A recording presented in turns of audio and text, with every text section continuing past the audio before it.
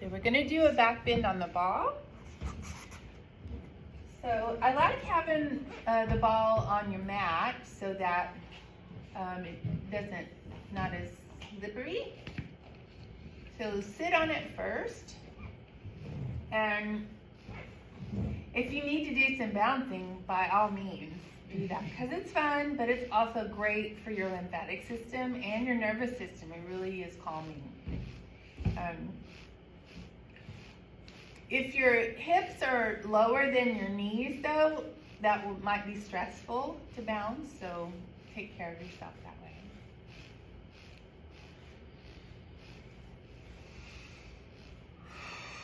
Let's do a big breath.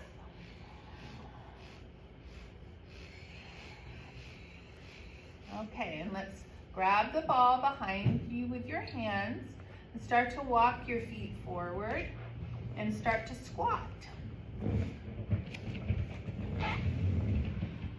So lay back on the ball. So squat as much as you can with your hips low.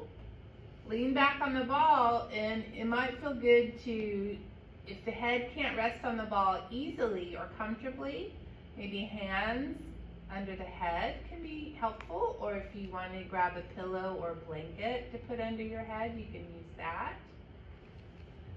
If hands behind your head is too much for your shoulders, just want to lay into the ball and allow the front spine to open.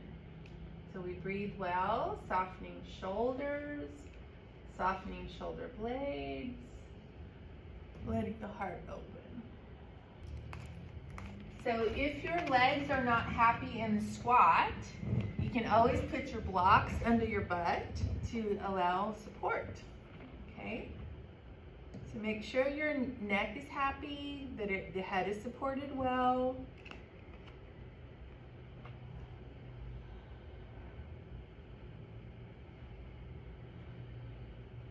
So at any point, if you want to, you can rock back. So where breasts are pointing straight up towards the ceiling, you still want head and butt on the ball. You can always give your head the support it wants, though, with arms or blankets. You can let your arms drop wide if that feels better for you, to allow a deeper heart opening that way.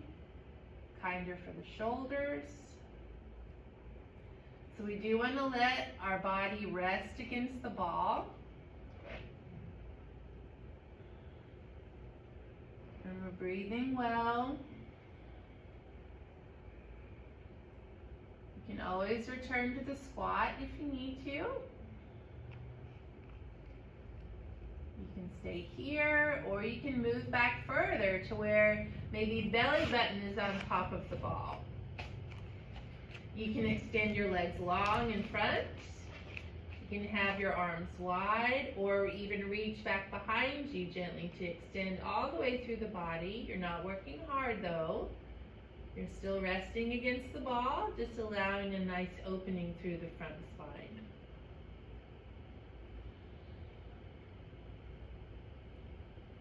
Either way, your breath is slow and full. Trying to soften the body against the ball. It's a passive back bend. Passive back bends are super important so that we can stay in them longer to allow more effective change in the body, especially if you sit a lot or tend to slouch. So important if you have low back pain, mid back pain, upper back pain. This can be a game changer.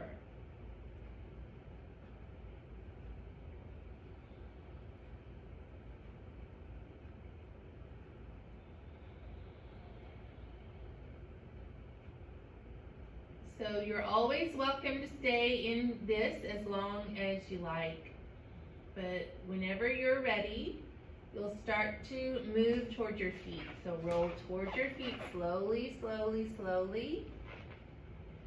Into that squat again, bending the knees more. At any point, you can even use your hands to help your head come up into a more of a seated position. So if your legs are okay with doing the squat, you can just lean into the ball still. Or you can drop the hands to the floor and sit all the way down. Sometimes the ball will cooperate and you can still lean into it, but sometimes it might pop out. So you want your hands down so you can catch yourself in case it does pop out from under you. So if the ball does remove itself, just hold on to your knees with spine up tall.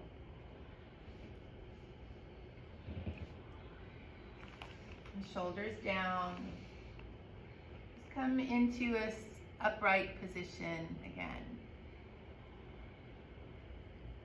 Really good breath. Just trying to create softness, get more grounded, settle. So keep your spine long, but gently bow your chin to chest.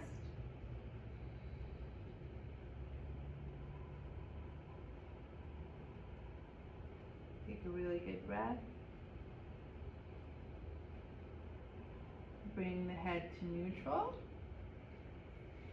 And then give yourself any movement you might want. If you want to shake your legs out,